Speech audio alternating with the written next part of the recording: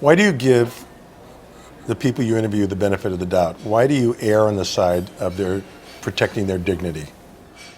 Because I'm a good reporter. Because that's what it means to do your job well if you're a reporter. Because I wouldn't be asking this question if that were true, because obviously a lot of reporters don't practice this. They set people up, they edit their material in such a way so that they end up No, I guess I understand what you're saying. Like, I guess I just think you get more interesting material. Like I think to set people up and try to make them look bad, you end up with something that's very predictable. Whereas if you're going to actually get to something that's new, you really want to document the person the way they really are, and you want to be respectful. I feel like I'm a guest in people's homes when I interview them, and they're opening up to me, and there's something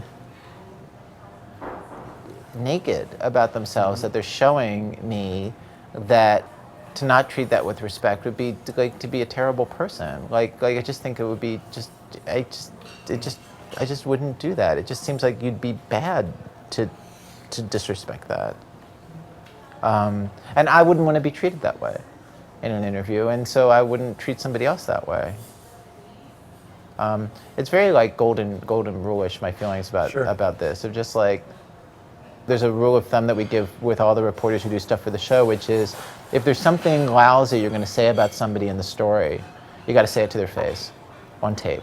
Because a lot of stories, like there'll be very personal stories, but really like the person who's telling you the story, there is like something that like they don't really own up to, or you know what I mean? Like that's going to be clear to the audience. Yeah. That's clear to an outsider. That you have to totally confront them with anything lousy, anything you think that they'd get mad at you about. You have to say it to them on tape. Just like a matter of human decency. How did you discover to do this? Like most people, I want to weasel out of that kind of confrontation. Right. But then I would get back and I'd be putting the story together, and I realized there's no way to tell the story without actually saying this lousy thing about this person, or this thing that makes you really question them and their judgment. Right. There's no way to tell the story without that. You have to say it. It's obvious. And then I just would be like, but I can't say it without, if I didn't say it to them personally, then I don't have them responding to it. Whereas if I say it to their face, then not only do they get the courtesy of like, I was brave enough to say it to their face, right. Like something, but also it lets them respond and say, no, I've got it all wrong. Right. Like it lets them get the last word. Yeah. And then kind of from a mercenary, I'm making a story point of view, often that's the best tape. Right. Is them defending themselves and saying like, no, you've got it wrong. And in the end, like, you want to get them giving it the way they see it.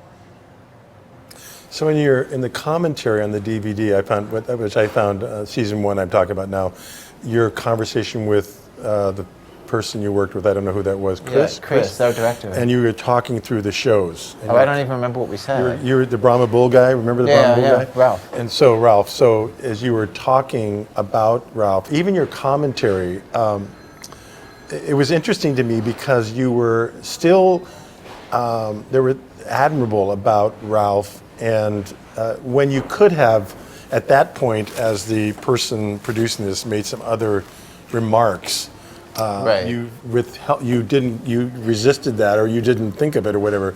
I was impressed with that. Just your genuine, like, sort of interest with this guy, who was living an unusual life. So that was great. I just. But that's not to say, like, I'm not above having snide feelings about some of the people I interview. Him, no. Like him, right. Like he was really, him I really like.